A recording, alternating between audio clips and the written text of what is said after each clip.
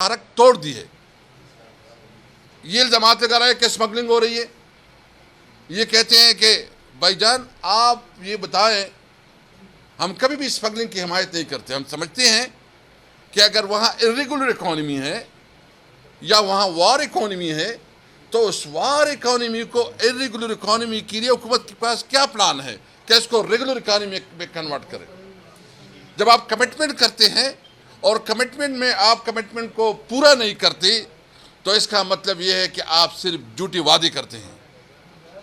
ہم بہت افسوس سے کہتے ہیں کہ ابھی تک جتنی بھی دھرنے بیٹھے ہیں، جتنی بھی قبائلی اس وقت ایک شدید کرب سے 6 مہینے 7 مہینے جو ہے نا وہ دھرنے پہ بیٹھے، کوئی اس کے ساتھ بات نہیں کرنا چاہتی.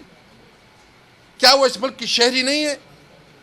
کیا وہ اس آئینی پاکستان کے تحت اس کو پروٹیکشن نہیں ہے؟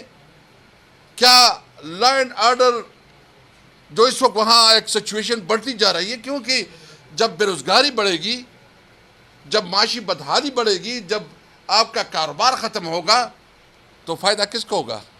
یہ ایکسٹریمزم آگے بڑھے گی، یہ بے روزگاری بڑھے گی تو بدامنی بنے گی، اور اس وقت بدامنی کی جو صورتحال ہے وہ آپ کے سامنے ہے. ہمیں شدید تشویش ہے اس کے اوپر. ہم سمجھتے ہیں کہ وفاقی حکومت شاید اس پوری علاقے سے کوئی انتقام لے رہی ہے، اور جس طرح رویہ رکھا جائے. میں آپ کو بتاؤں نا، میں ایک پاکستانی کی حیثیت سے، میں ایک پاکستانی کی حیثیت سے اپیل کرتا ہوں کہ خدا را ان لوگوں کے اوپر رحم کرے. یہ جو کچھ کر رہے ہیں یہ آپ فیڈریشن کے خلاف خود سازش کر رہے ہیں. یہ جو کچھ آپ کر رہے ہیں یہ خود آپ وہ ماحول پیدا کر رہے ہیں کہ لوگوں میں بغاوت ہوتے.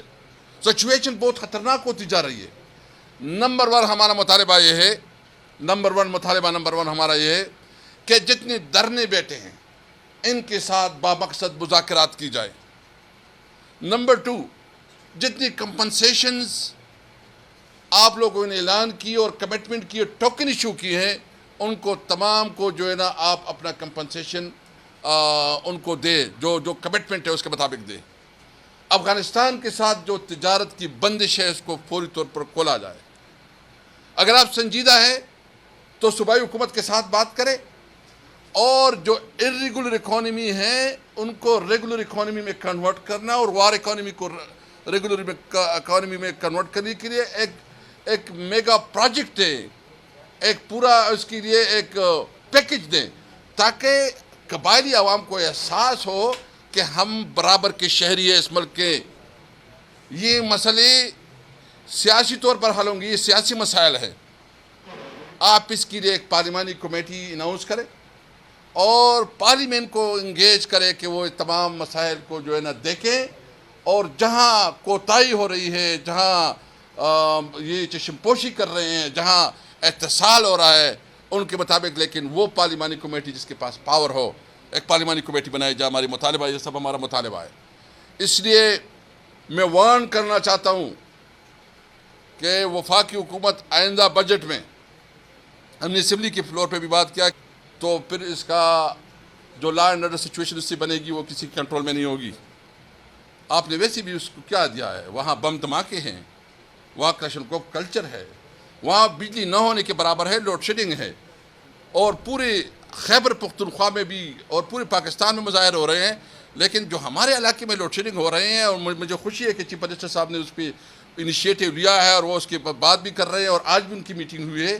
آج بھی میں جس علاقے سے ہوں وہاں ایک بہت بڑا احتجاجی مظاہرہ ہو رہا ہے لوڈ شیڈنگ کے حوالے سے، کہ جب 18 گھنٹے اور 20 گھنٹے آپ لوڈ شیڈنگ کرتے ہیں تو آپ کیا میسج دیتے ہیں، اس میں کیا انڈسٹری آگے بڑھے گی؟ اور جو من گڑت قسم کی بات ہوتی ہے، بھائی آپ جتنی ایشوز ہیں اس کو پارلیمان میں لے کے آئیں، اس کے اوپر بھرپور ڈیبیٹ کریں، اس کے لیے سلوشن نکالیں، اور جو عوام کا اعتماد اس وقت جو ہے نا اداروں کے اوپر اور خاص کر اسٹیٹ کے اوپر ختم ہو رہا ہے، ان کی بحالی کے لیے ہم تیار ہیں کہ ہم پارلیمان کے طور پر جو ہے اس پہ کردار ادا کریں.